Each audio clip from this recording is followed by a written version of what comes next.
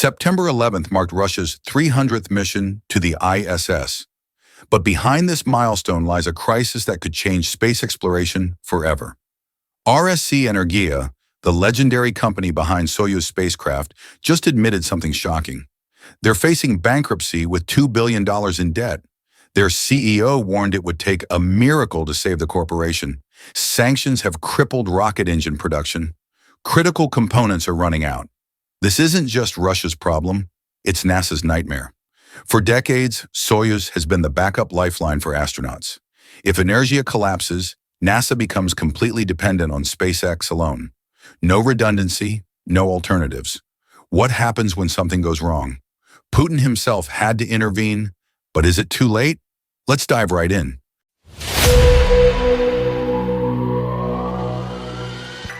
Here's what RSC Energia's CEO told his employees on August 26th, and why it sent shockwaves through NASA headquarters.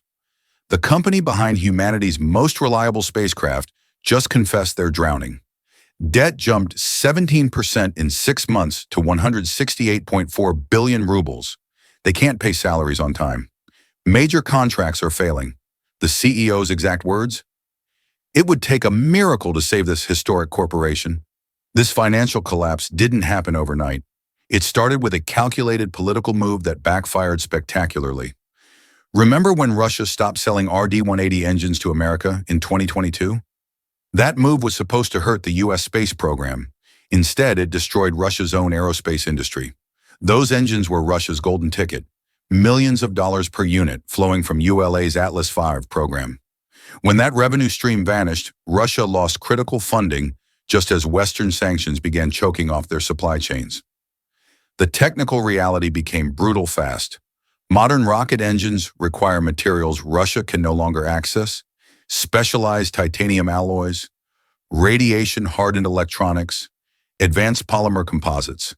The January 2025 sanctions targeted over 150 entities tied to rocket production, including the Central Research Institute for Special Machinery. Without these components, Russia's most ambitious project ground to a halt. The RD-171MV was supposed to be the world's most powerful rocket engine, their technological crown jewel. Today it sits incomplete, a symbol of how quickly technological isolation can destroy decades of progress. This engine shortage created a ripple effect that reached the highest levels of Russian government. September 5, 2025. Putin makes an unscheduled visit to the ODK Kuznetsov plant, one of Russia's last functioning engine manufacturers. This wasn't a photo opportunity.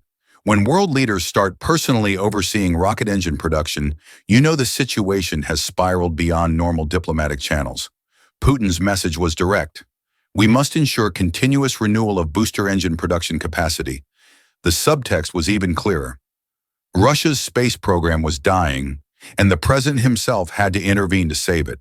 But presidential visits can't solve supply chain problems or replace sanctioned materials.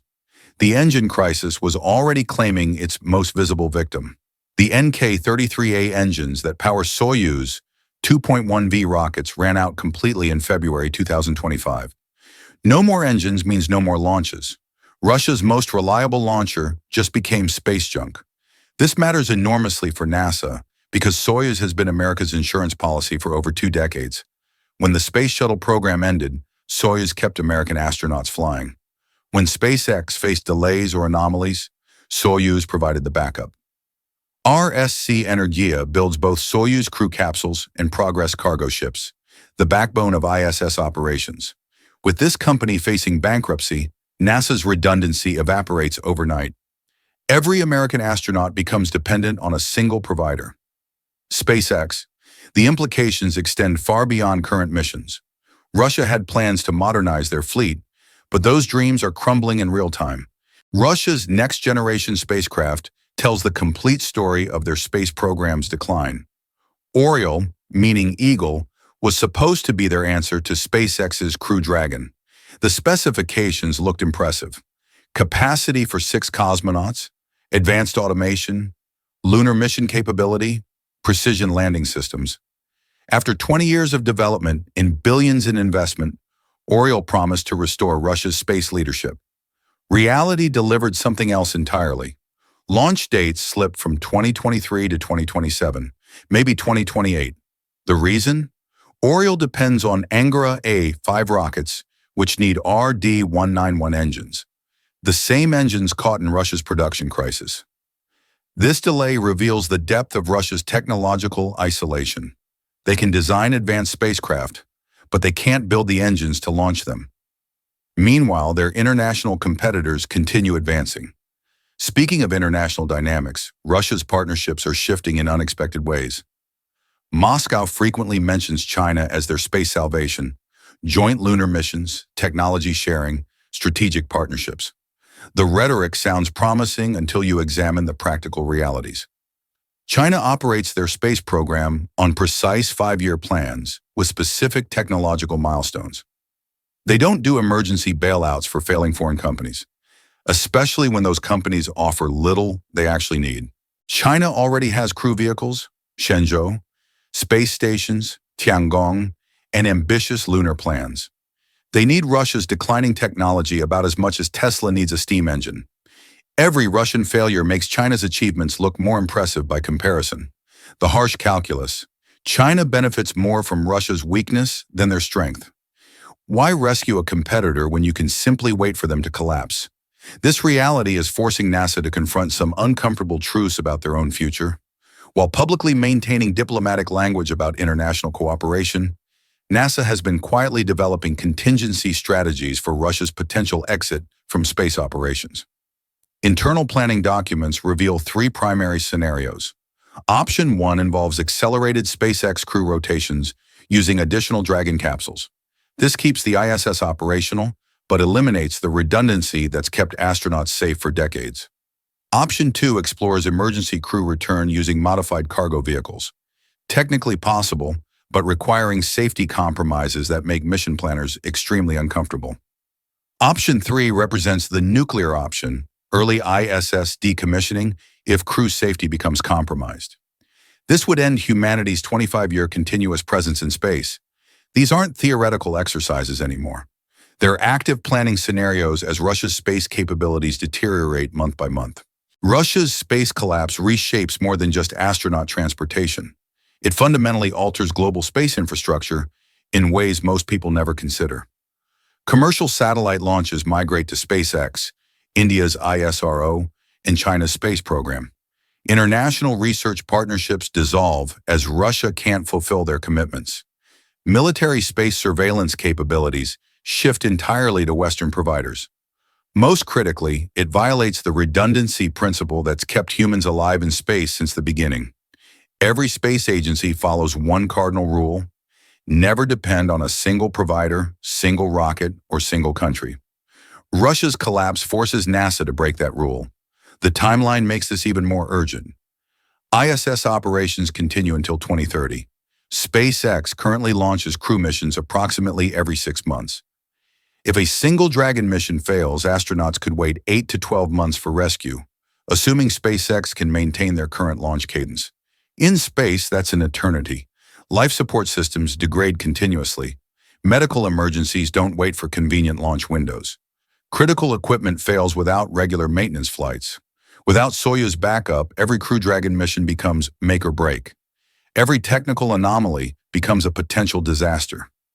Every weather delay could trigger a crisis. The mathematics are unforgiving, and they lead to an uncomfortable question about feasibility. Can Russia realistically recover from this crisis? The numbers tell a stark story. RSC Energia needs $2 billion just to service existing debt. Restarting engine production requires hundreds of millions in new equipment and materials that may not even be available under sanctions. Completing Oriole development needs another billion minimum. Russia's entire civilian space budget for 2025 was roughly $2.5 billion. Before the war in Ukraine consumed every available resource, the funding simply doesn't exist for meaningful recovery. Every month of delay makes the situation worse. Experienced engineers leave for other industries or emigrate entirely. Production equipment sits idle and deteriorates. International customers find permanent alternative suppliers. This creates a death spiral where Russia's space capabilities decay faster than they can be rebuilt, even with unlimited funding. Space infrastructure affects daily life in ways most people never realize. GPS satellites guide navigation apps. Weather satellites predict storms and track hurricanes. Communication satellites enable global internet and phone service. Russia's space infrastructure supports many of these services globally. As their capabilities degrade, coverage gaps emerge in certain regions. Some areas might lose reliable satellite internet. Navigation accuracy could decrease. Weather prediction might become less precise. Beyond practical impacts, this represents a philosophical shift.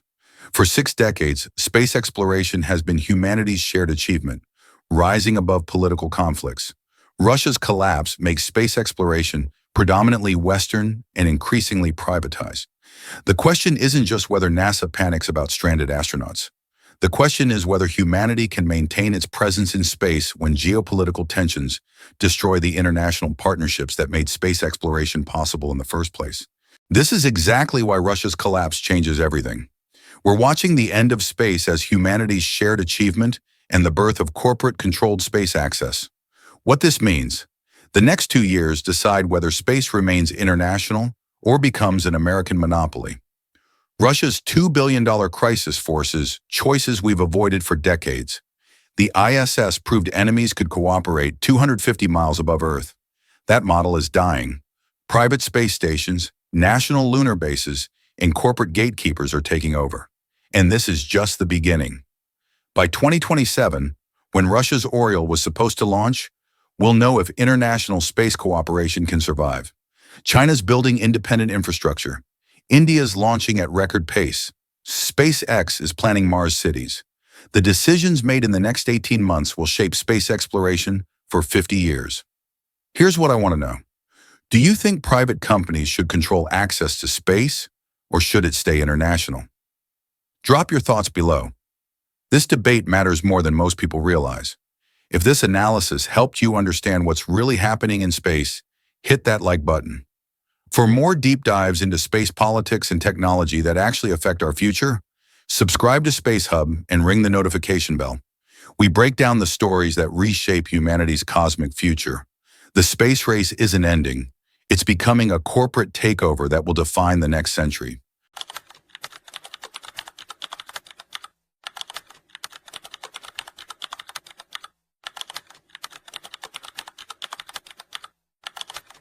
Rocket Lab just broke ground on Launch Complex 3 at Wallops Island, while their Neutron rocket nears debut, completing in 4 to 5 years what Blue Origin couldn't finish in over a decade. New Glenn faces another avionics failure as Rocket Lab secures military contracts previously reserved for industry giants. The numbers don't lie. 60-plus successful Electron missions versus Blue Origin's endless delays. This isn't speculation. It's documented execution versus broken promises. Let's dive right in.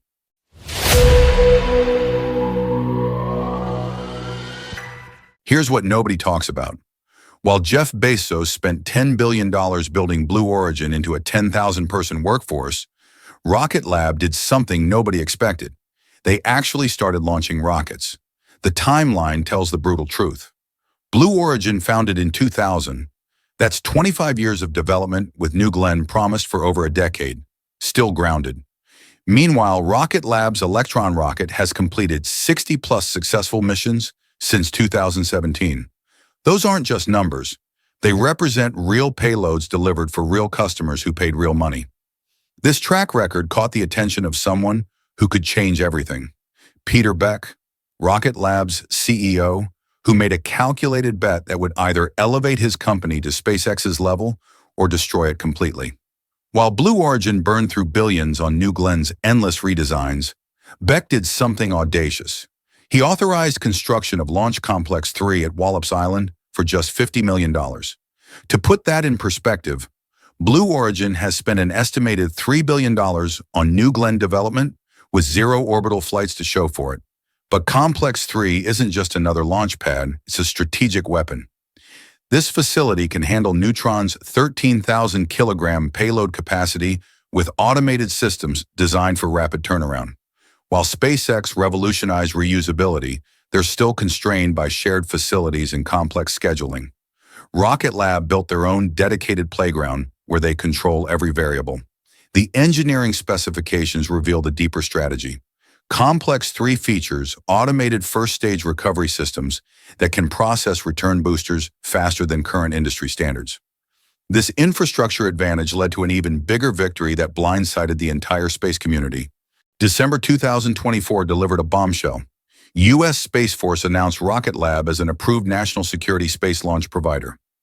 These are the same prestigious contracts that took SpaceX years to secure, and the same program Blue Origin has been pursuing since 2019 without success. How did a company with a fraction of Blue Origin's resources leapfrog a $15 billion giant? The answer comes down to one critical factor: demonstrated reliability. Military contracts require proven performance, not promises. SpaceX earned their certification through 200-plus consecutive successful launches. Rocket Lab earned theirs through 60-plus missions, with 0 total mission failures since 2018. Blue Origin? They're still explaining why New Glenn can't maintain a launch schedule. The financial implications are massive. National security launch contracts average $150 to $400 million per mission. Rocket Lab just secured access to a revenue stream that could fund their entire operation for the next decade. More importantly, this government backing validates their technology in ways that marketing campaigns never could. This military endorsement set the stage for Rocket Lab's next masterstroke, a technical achievement that exposed Blue Origin's fundamental approach problems. Here's where Rocket Lab delivered a masterclass in smart engineering. While Blue Origin's New Glenn relies on traditional aluminum construction with separate fairings that fall into the ocean, Neutron pioneered an integrated carbon fiber design that recovers everything. The Hungry Hippo fairing system represents pure engineering elegance. Instead of jettisoning expensive fairings worth $5 to $10 million each, Neutron's fairing splits open like a clamshell, releases the payload, then closes for recovery with the first stage. No fairing recovery ships, no complex ocean operations, no lost hardware. Traditional rocket companies treat fairings as expendable because recovery is so difficult. SpaceX catches some fairings with specialized ships and nets, an impressive but complex operation. Rocket Lab eliminated the entire problem through integrated design. When your fairing is permanently attached to your reusable first stage, recovery becomes automatic. But this surface-level innovation